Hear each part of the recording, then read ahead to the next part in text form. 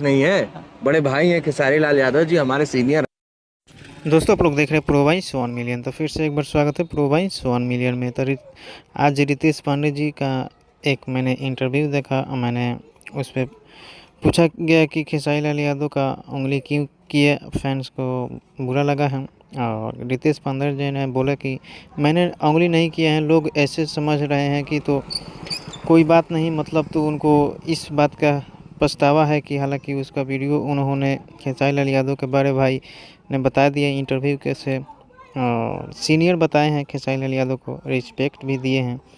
अच्छा लगा सुन के। और पछतावा नहीं है उन्होंने जो कि उंगली कंट्रोवर्सी किए।